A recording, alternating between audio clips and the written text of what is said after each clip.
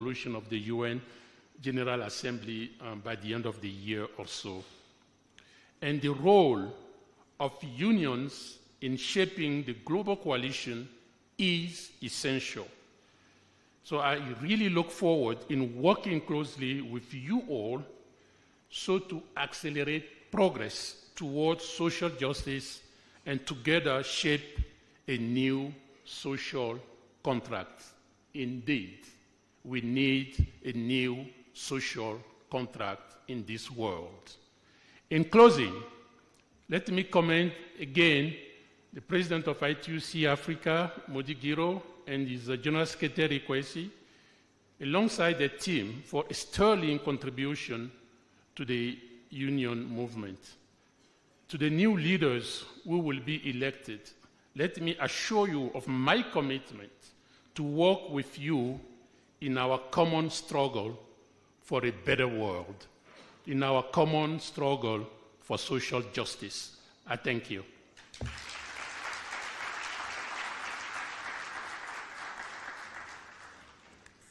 Thank you so much, Director General ILO, Mr. Gilbert. Your Excellency, allow me to invite the Secretary General, Central Organization of Trade Union, Ndugu Francis Atwoli. Let's welcome Brother Francis Atwoli. Thank you very much, my brother. I'll start by recognizing His Excellency the President, William Samoei Ruto, President of the Republic of Kenya, and Commander-in-Chief of the Defense Forces in our country. Her Excellency, the Prime Minister of Barbados, Honorable Mia Motley, whom we have just listened to virtually. Our Cabinet Secretary for Labor and Social Protection, Sister Florence Bore, the International Labour Organization, Director General, Brother Gilbert Hogbo, the Director of the International Labour Organization, ACTRAF, Sister Maria Elena, Sister Jacqueline Mugo, who is with us here, Executive Director of the Federation of Kenya Employers, Brother Fred Redmond, Secretary Treasurer of the American Federation, or FLCIO in brief, short, the General Secretary of the International Trade Union Confederation, Brother Luke Triangle, and the President of the International Trade Union Confederation African Region, Brother Modi Giro. My own brother, that we have worked together, Brother Kwesi Adua-Mankwa, the General Secretary of our organization on this continent, ITUC. My brother, the General Secretary of the Organization of the African Trade Unions Unity, Brother Rizik Masood. And also let me take this opportunity to welcome and recognize the managing trustee of our National Social Security Fund that had been built by workers over the years, Brother Koros, the immediate former president of our International Trade Union Confederation globally, Brother Ayuba Waba from Nigeria, the two immediate former coordinators of the PANAF program, Brothers Peter Jensen and Gianno Olata. These are the two guys that developed labor movement on this country by providing education to shop-level leaders, branch secretaries, and those associated with labor movement on our continent. Invited guests, delegates, brothers and sisters. I will try to be very brief so that I don't tire my president, whose schedule is so busy, and he has found time to come out of it to be with us. First and foremost, let me thank you, Your Excellency the President, for our Republic, for finding time out of your busy schedule to be with us this afternoon, and particularly for always creating time for the working people of our country. whenever we call upon you. I remember vividly, Mr. President, that on the 14th February this year, when our organizations, that is the Central Organization of Trade Unions Executive Board, and affiliate general secretaries called on you at State House in Nairobi, you made 4 promises, but I will mention only 3, because the 4th one we are still negotiating. That you committed to fulfill. First, when we invited you to join us during the 1st May International Labor Day celebrations as our worker number 1 to Uhuru Gardens, to attend and preside over the celebrations during that wonderful day of our year calendar, we saw you in person. You left, and you came back at our luncheon and more so to explain to workers how you want to put up houses for Kenyans. Secondly, we requested you kindly to allow us to ask the Director General of the International Labour Organization to invite you to attend the 111th International Labour Day Conference in Geneva. And on receiving the invitation, you responded positively and attended this important annual event of the International Labour Organization in Geneva, Switzerland. And this was a big honor, not only to Kenyan workers, but Africa, as well as making history to our country being the first president to attend the ILC. Thirdly, Mr. President,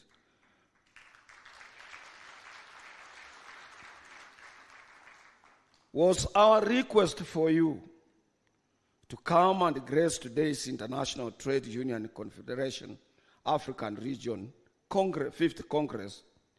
You also agreed and kept your word, and here you are, Your Excellency. What else do I say? We thank you for keeping your word, Your Excellency. We are aware, we have been in public life, Your Excellency. Very few political leaders who are committed to the ideals of keeping up their words, and you are one of them who keep their, whatever you say, you make sure you are up to it. Let me also take this opportunity, Mr. President, on behalf of Kenyan Trade Union Movement, to humbly welcome all delegates and guests to this important 5th African ITUC Congress in our country, Kenya, and I hope and trust that you will feel, my brothers and sisters, you will all feel comfort while here in this capital of our country, Nairobi. At the same time, let me take this opportunity to thank the government of His Excellency, the President, William Samoei Ruto, whom we are with here, to have waived any payment on visas. All of you, none of you paid any penny on a visa. And if there is any, here he is, you will be refunded your money. And let me tell you, it is his policy, and he has preached it us, so that he can be able to promote free movement of persons on this continent, free trade amongst ourselves, to promote inter-trade and ease flow of communication on our continent. That is part of what he has been preaching. We thank you for these bold steps, Mr. President, and continue preaching this. For example, we in the East African community, we don't require somebody visiting Uganda and he has a visa from Uganda or Tanzania or Rwanda or Burundi or Somalia now to come to Kenya and is being asked for another visa. In the same breath, Your Excellency, as a labor leaders, we can attest here today that you remain fearless leader who never shy away from receiving criticisms. Let me tell my colleagues to know that. Considering that I personally, as Francis Atwoli, Secretary General of KOTU, for so many years, advised you on every proposal you made to the electorate. But as a true Democrat in our democratic society, after your election, you said, you guy, come around, let's sit down, and we agreed to work together and promote workers and Kenyans' interests at large.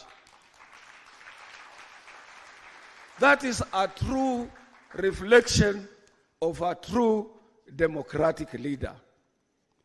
When my colleagues all over the world, they were worried that, oh, maybe this will have to be what happens maybe elsewhere, you changed the narrative, it became positive, and you moved closer to us more than any other organization. And we thank you for that. And I think that is a very good example for the young generation and those who aspire to be leaders for the purposes of creating a united nation, a nation that cares about other leaders and respects the views of them or whatever time from those who are opposed to them. You have also continued, not only that you didn't stop there, you have also continued to engage workers always. You have given us audience to which we remain grateful as we equally continue championing for the aspirations of working men and women in our country.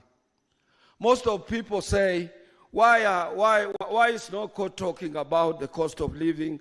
Why court is not talking about issues related to taxation and so on? Why court is quiet when people are doing this? But I can assure you, and here the president is, I have time and again engaged the president. He has given us his side of his story, and we have given him our side of story, and we have given ourselves time bound that we expect things to change. I remember when I took over our organization, there were a lot of problems. That is the Central Organization of Trade Unions. It could not afford a ticket, even of one guest or a delegate or whatever. But I can assure you, President, that our organization is one of the powerful organizations on the continent of Africa. And as you see us here, for my brothers and my sisters, we have hosted them as Central Organization of Trade Unions. And this is it shows maturity and more committed leadership to an organization that is able to host brothers and sisters in magnitude numbers as those that you can witness here. This is what also some of our colleagues stand for, like Nigerian Labour Congress, Ghana TUC, and so many other trade unions on the continent do. It's not only KOTU, but we also emulate our brothers from elsewhere, including Senegal, where Brother Mudi Giro comes from. Your Excellency, you extended us this honor by appointing me recently as a member of the Health Insurance Authority to be part of the teams that is spearheading social health reforms in our country.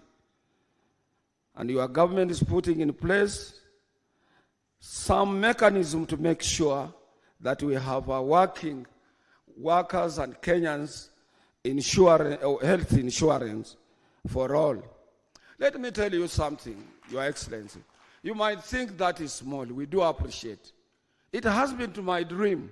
And I want to tell those, I wish those who are in my age bracket, and say from 40 years or 35 years now, up to where I am, if you close that door there, and you ask your police officers to carry out inspection in our pockets and in our handbags and extend it to our rooms or our cars, you will be required to have cartons and cartons to fill the tablets of the medicines, capsules, and what type of medicines that these people work with.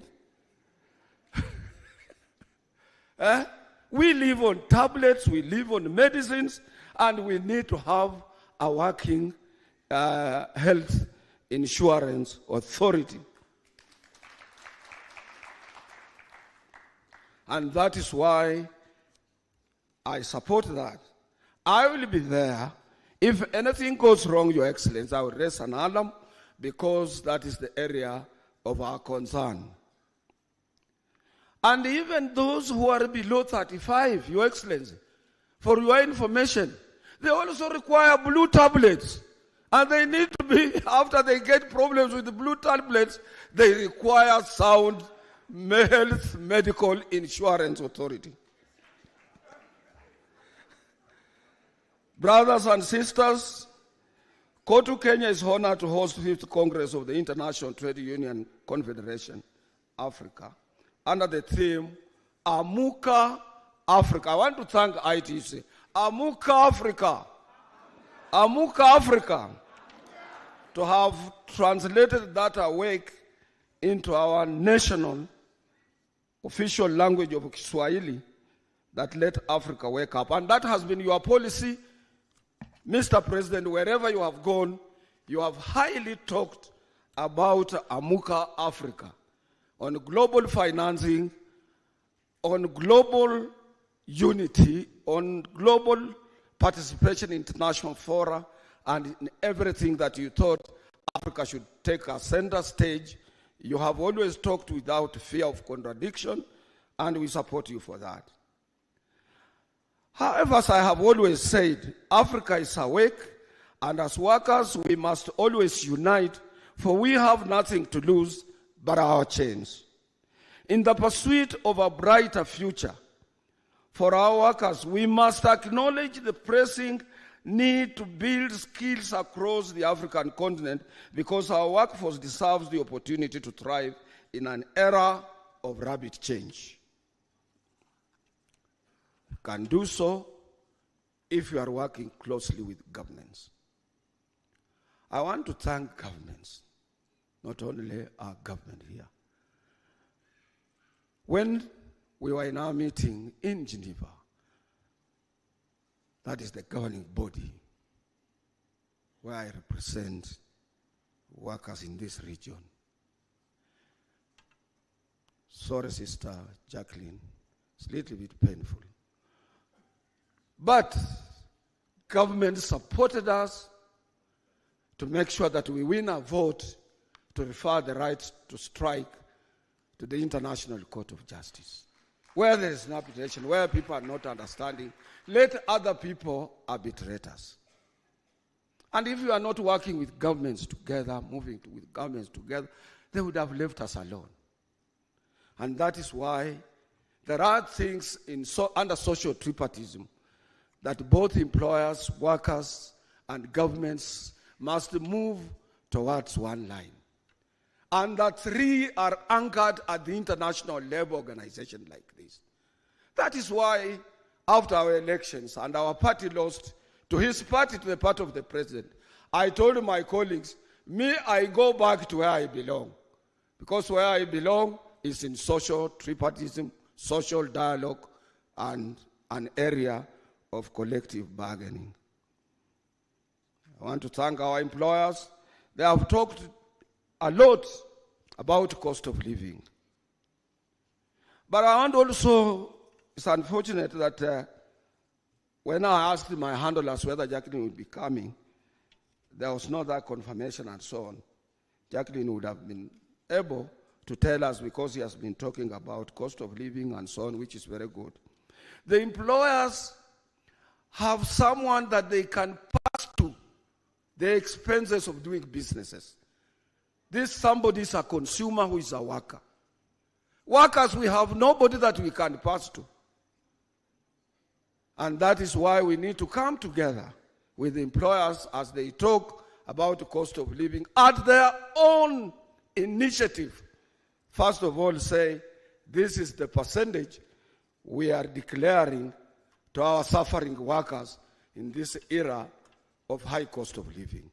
We will appreciate, we will thank them, and we will love them.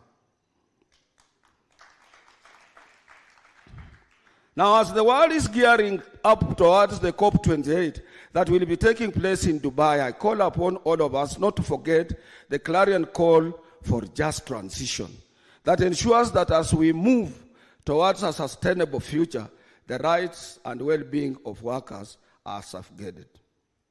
But I have also told my colleagues that just transition does not only mean our areas of comfort being safeguarded by this clarion call. It also means that we are transiting from the current situation of agitation to next level. We cannot continue, remain in the agitation which has been our background for years. We must move to a next level from agitation to articulation so that we can attract both our employers and government to sit down and see what is good for workers and what do we need to have. Furthermore, we must remain true to our commitment of ending gender abuses in our workplaces through forced environments where all workers, regardless of gender, can contribute their talents without fear of discrimination or harassment. At this point, let me thank Mr. President for the further support you have extended to us by constituting a tripartite committee that is now working towards the process of ratifying various international labor conventions in the country, notably Convention number 190 and Convention number 189, to which you have made references to in various addresses that you have made, both locally and across the globe. We kindly ask your government to hasten this process and carry out this ratification as the world is watching us, Your Excellency.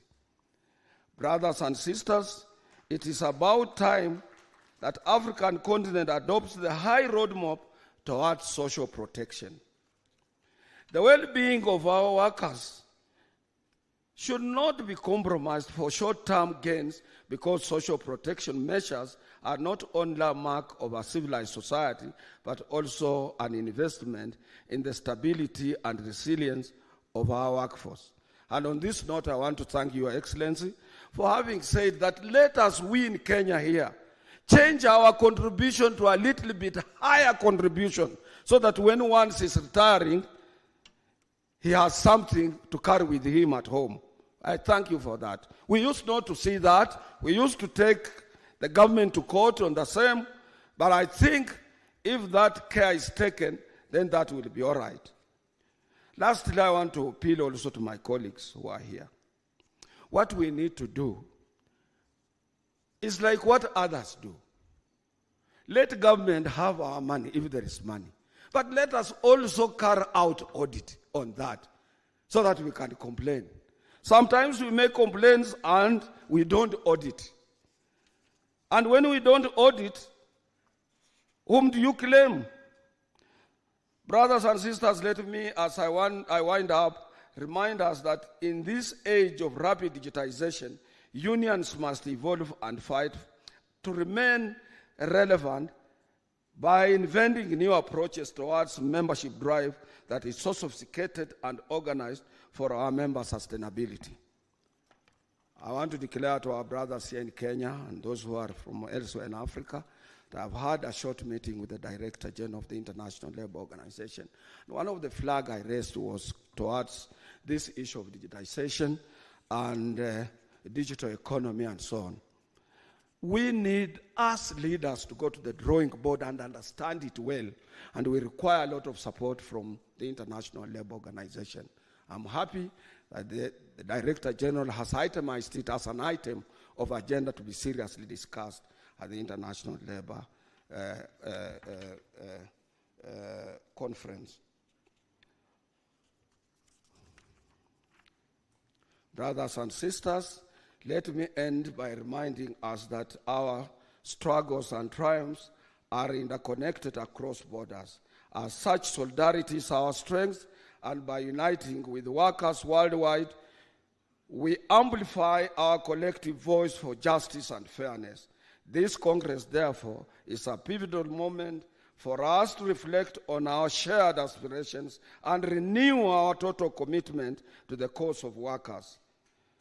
We have nothing to lose, but freeing ourselves, and together we shall forge our path towards a more equitable and prosperous future of workers across our continent.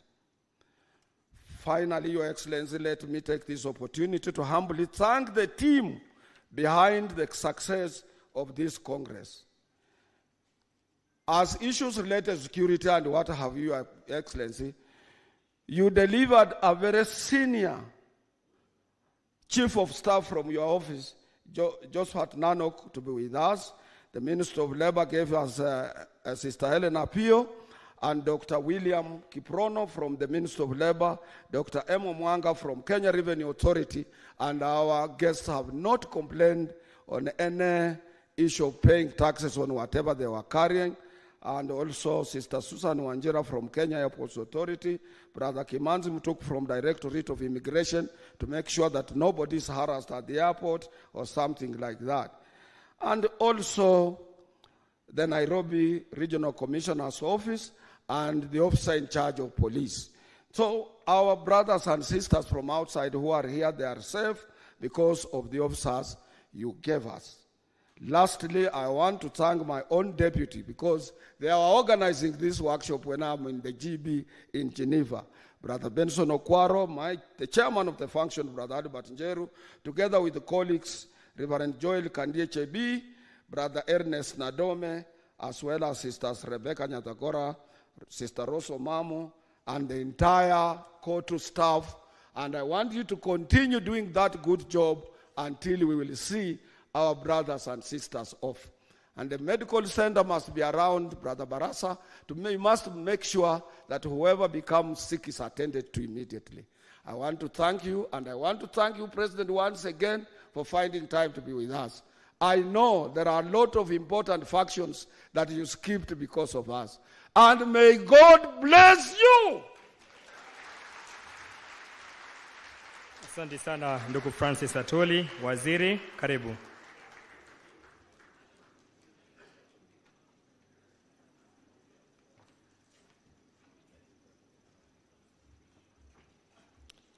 Your Excellency, Dr. William Ruto, the President of the Republic of Kenya and Commander-in-Chief of the Defense Forces, Prime Minister Madam Maya of Barbados, Mr. Moody Goiro, President of International Trade Union, Confederation Africa, Mr. Kwasi Adu, General Secretary of ITUC Africa, Mr. Gilbert Hongbo, the Director General of ILO, Brother Francis Atwoli, Secretary General of COTU Kenya, Sister Jacqueline Mugo, the Executive Director of FKE, distinguished delegates, ladies and gentlemen, good afternoon.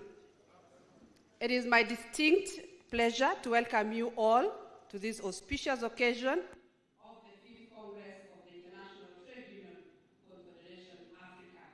I applaud the Central Organization of Trade Unions Kenya for their remarkable efforts in convening this Congress. We assure you of our support while championing for workers' rights and ensuring that workers enjoy decent employment free from discrimination, forced labor, child labor, and hazardous work. Trade unions must remain because of strength, hope, and support to not only workers, but also the countries of operation. Distinguished delegates, I appreciate ILO for such a valuable instrument for managing human relations. Open and constructive discussion, sharing and exchanging of views, and building of consensus around issues is key for lasting solutions and peace. We hold true to our commitment to meet our obligations under the ILO Constitution and to engage the social partners in all matters pertaining employment and labor. Distinguished guests, trade unions must also adjust to the changes and put in place measures to ensure that they leave no workers behind, nor they are left behind. The recruitment strategies and organization of yesteryears may not be instrumental any longer.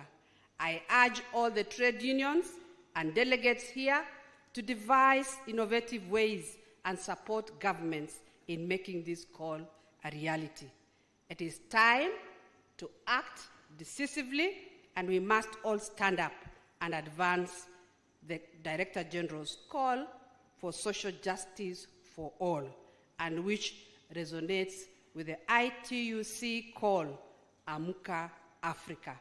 I wish you all robust and fruitful discussions during this 3-day Congress. It is now my singular honor and privilege to welcome His Excellency, the President, Dr. William Ruto, the President of the Republic of Kenya and the Commander-in-Chief of the Defense Forces, to make his speech. Karibu sana, Your Excellency. Please stand up and clap for His Excellency. All welcome to Nairobi, and you are all welcome to Kenya. Mr. Gilbert Hobo, Director General of the International Labour Organization, Mr. Kwasi Adu Amankwa, General Secretary of ITUC Africa, Brother Moody, Gairo, President of ITUC Africa, Sister Martha Molema, Deputy President, ITUC Africa, my good friend Francis Atwoli, Secretary General of COTU in Kenya, my dear sister Jacqueline Mugo, the CEO of FKE, Federation of Kenya Employers, distinguished guests, ladies and gentlemen, good afternoon and welcome to Nairobi. I know the Chairman General, Reverend Jebi, has harassed you quite a bit, that you must clap this way, you must do this way.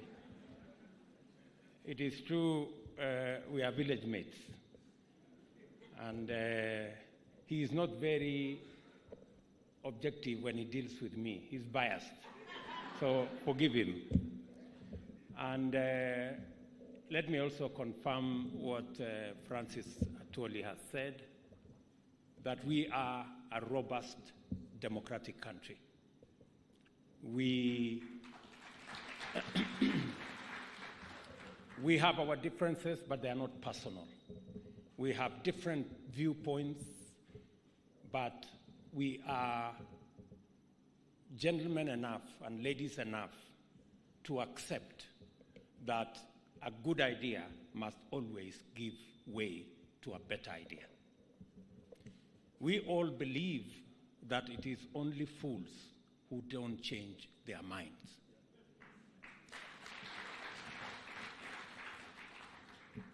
And that is why I am delighted to join you at this 5th Congress of the International Trade Union Confederation in Africa, and deeply honored to have this opportunity to address this very auspicious gathering. Before I proceed, I take this opportunity to welcome you all to our country, Kenya, and to our capital city of Nairobi.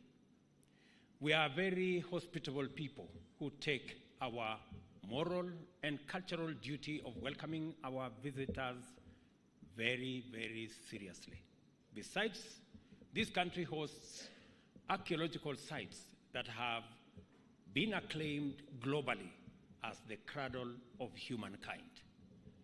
So every visitor who comes to Kenya from everywhere, Europe, America, Asia, the rest of this continent, when they come to Kenya, they are coming home. So welcome home. And this is why we have been championing the elimination of national boundaries as barriers to integration and greater engagement between people, enterprises, and advocating for open skies throughout Africa and implementing a visa-free policy to make our brothers and sisters throughout the world to feel at home here in Kenya. Additionally, Kenya is a delightful tourist attraction in every aspect. Even this city has its own share of magical experiences, including a very close canopy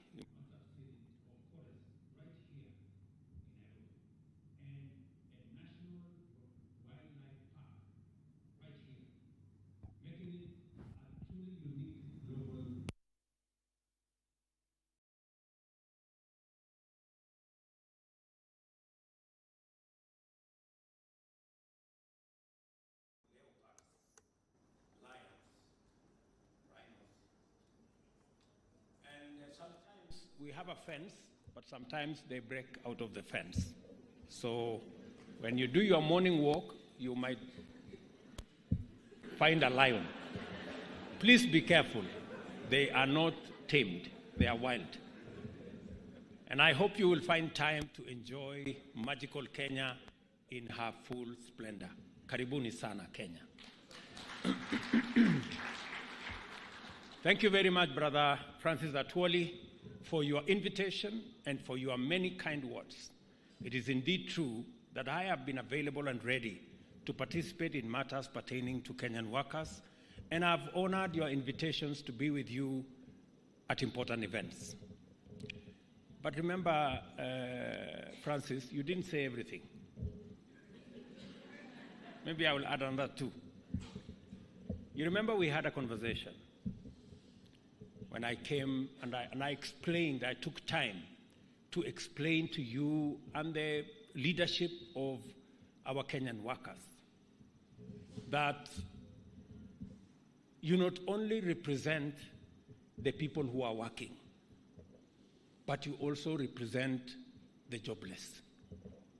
Otherwise, the people who don't have jobs will have nobody to represent them. And I explained to you that I am going to work on a program to have more people, to have jobs, so that you have a bigger number to represent. And I took a long time to explain what we are going to do to create job opportunities so that we can have more workers, more people earning a decent wage. And that is the reason why I told you there are 3 things that I am going to do in my tenure. That, number 1, we will have a robust housing program. Not because we are looking for houses necessarily, but because housing creates millions of jobs. And I want to report to you, Secretary General and the leadership of the labor movement here, that in the last 8 months, we have created 120,000 jobs from our housing plan. I will encourage you to go and recruit those people to be members of your movement.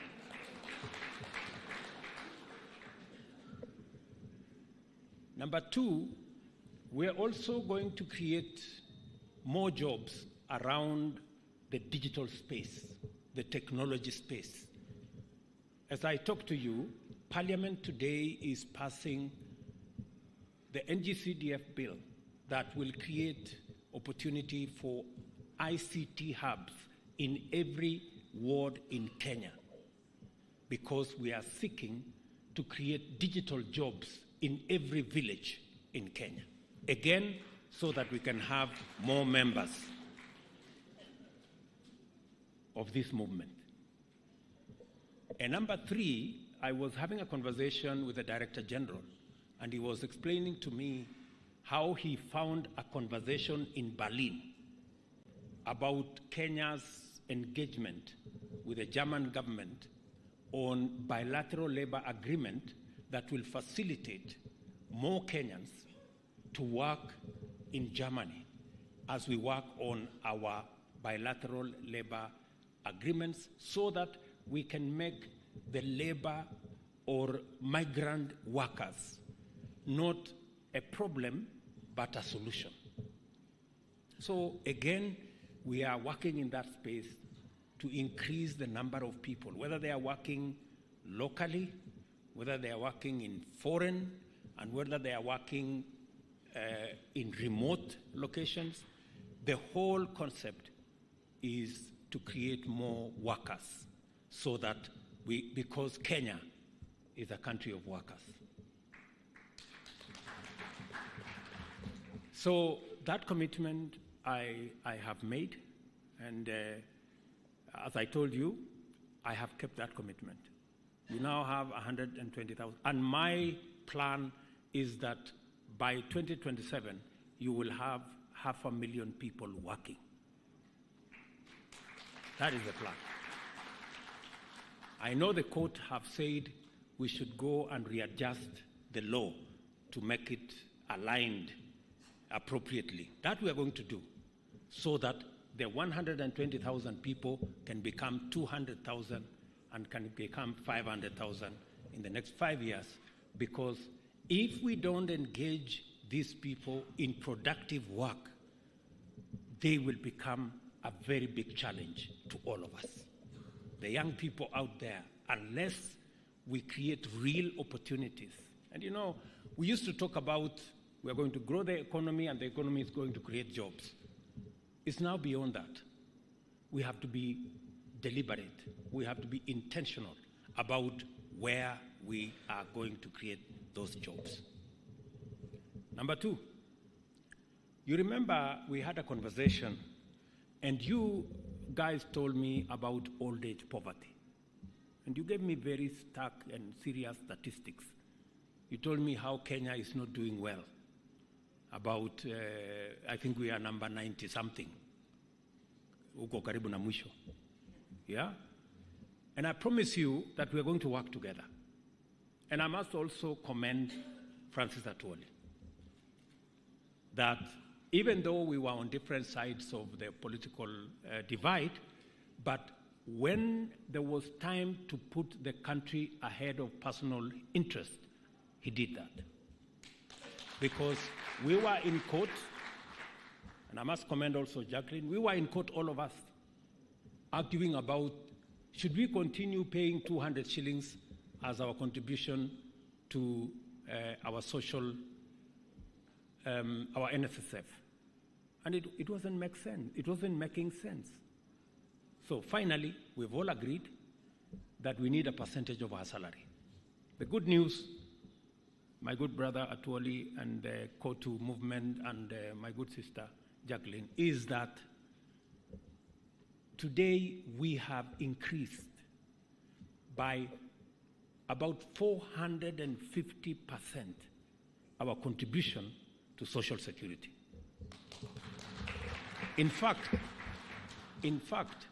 we are going to double the money that we are saving at NSSF in the next 4.5 years. We will have doubled the money we have collected for 60 years. We are going to double it in just 4.5 years. That is how transformative things become when leaders work together. And that is why I believe in tripartism. It works best when employers, when workers, and when governments work together.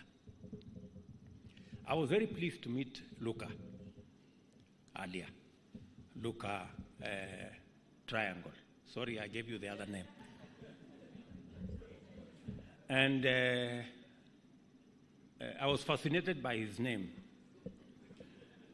until he came to talk here, and his first point was about people striking.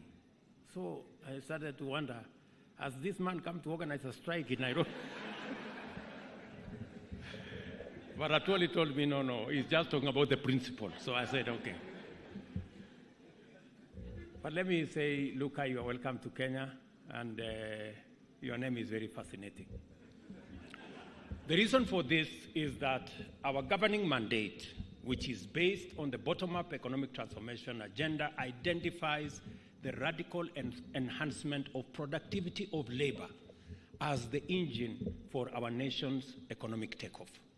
The best way to stimulate economic vigor, increase incomes, enhance savings, and promote investment is by focusing on men and women who work. The only way to reduce poverty and inequality is by attending to workers and their well-being.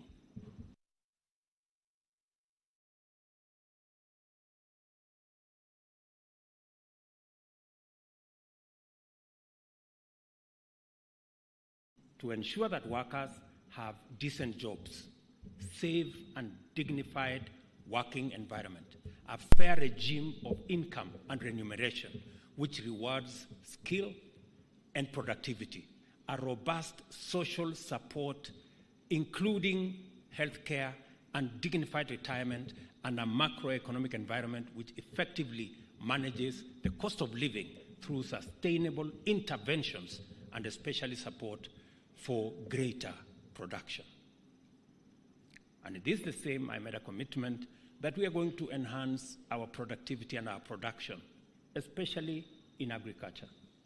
I'm very happy that this year our agricultural production has gone up by 40% because of the interventions we are making, so that we can walk the journey in real numbers of reducing the cost of living.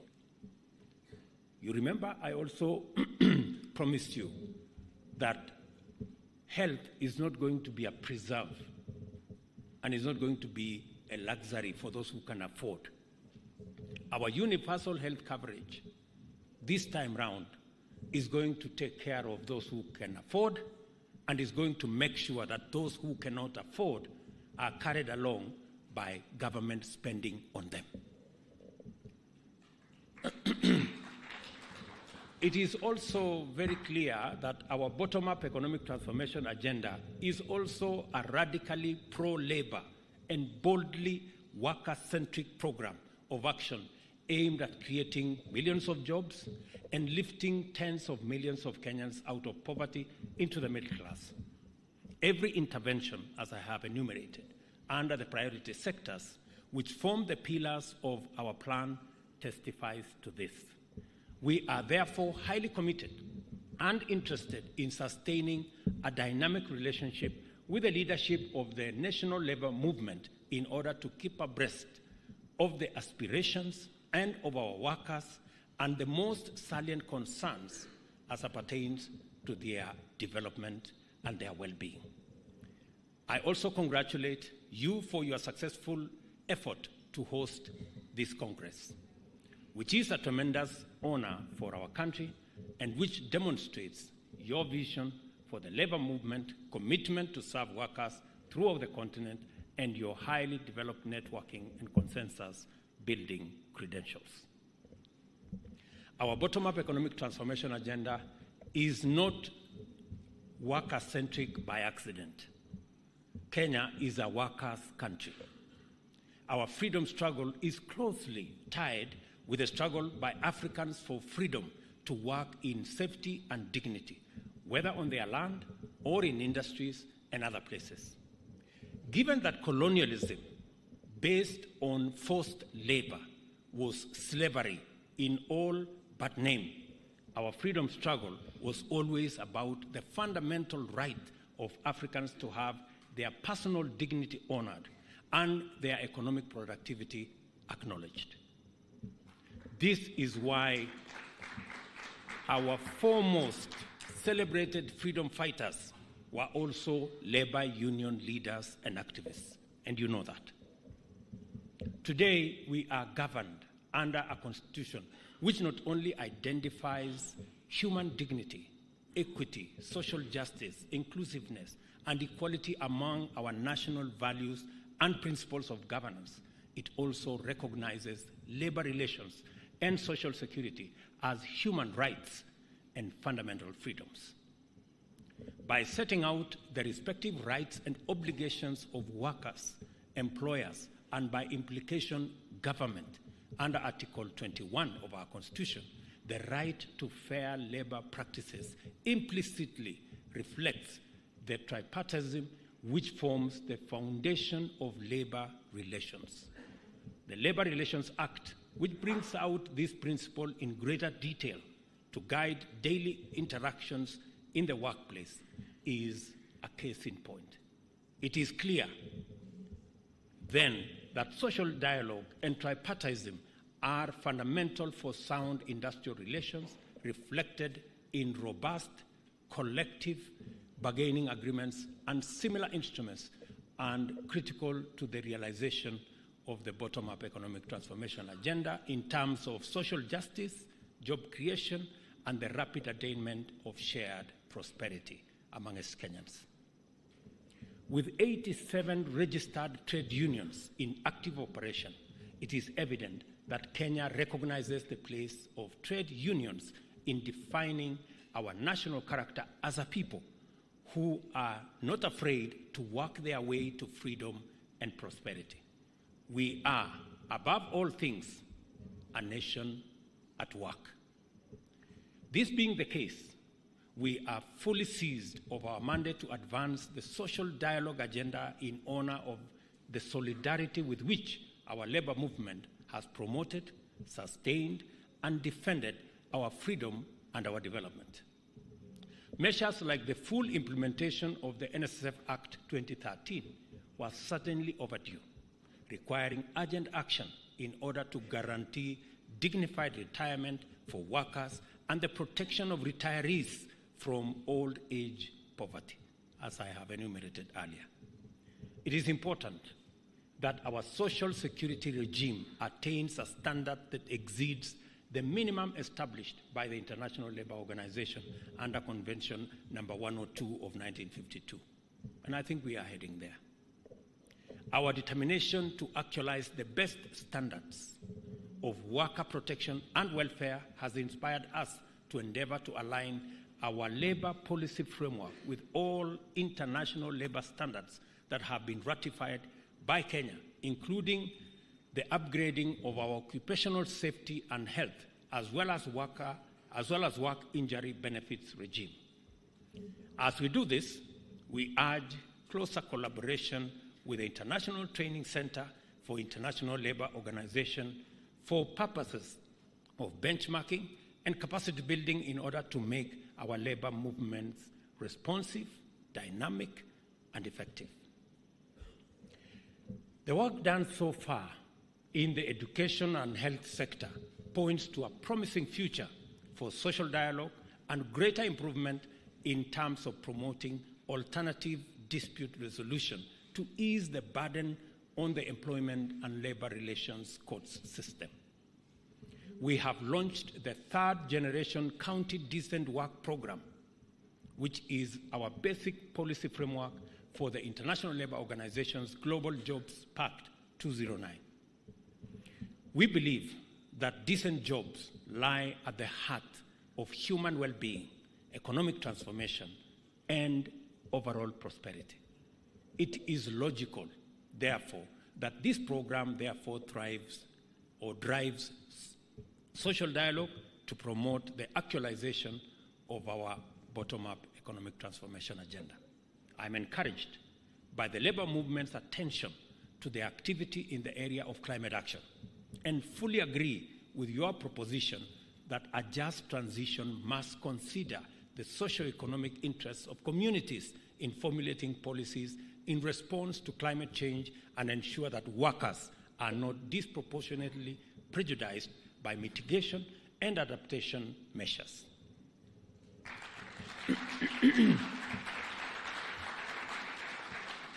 In other words, sustainability and social justice must go together. Otherwise, we will leave other people behind. As a gathering of the Pan-African Trade Union leadership, I am confident that you are also in touch with the seismic movement of the African Continental Free Trade Area that you are taking a role in making sure that this unprecedented free trade area delivers its promise of a better future for workers and does so in full.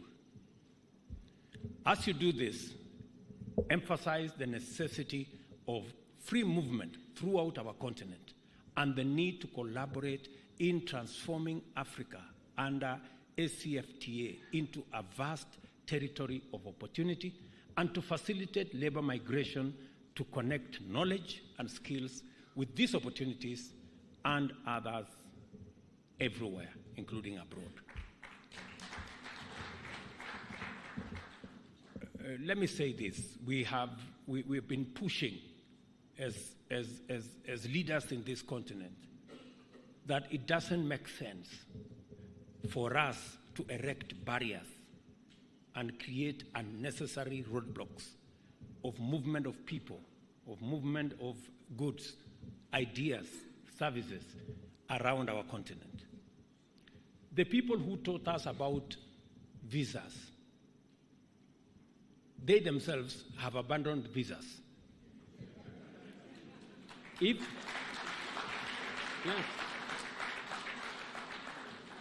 you go to Europe, where we learned about this visa thing, Europe today, 27 countries, 450 million people have abandoned visa amongst themselves. We in Africa are still struggling with visas.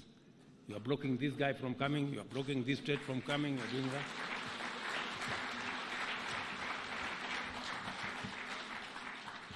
Now, if those who taught us to erect barriers and create hurdles and have visas have abandoned it, what business do we have continuing to have this visa business? And that is why,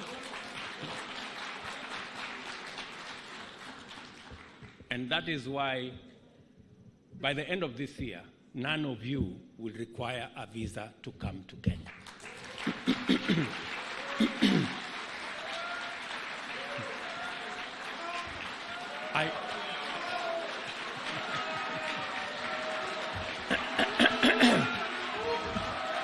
Thank you.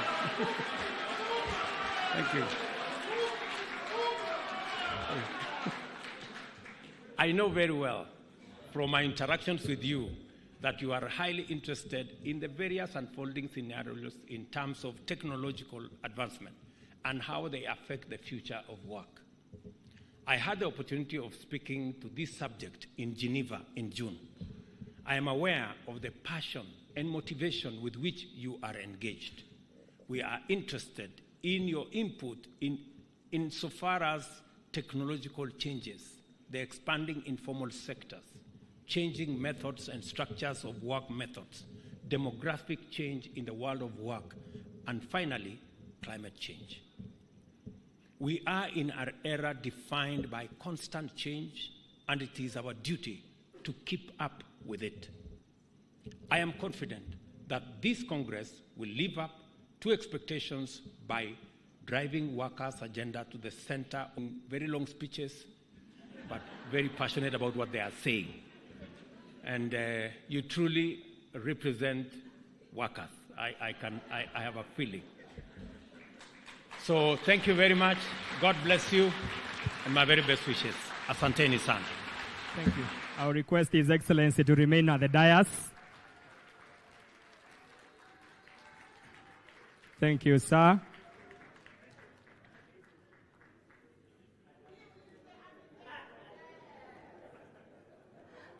I will invite His Excellency at the dais. Your Excellency, sir. May we be seated kindly? Your Excellency, kindly join me.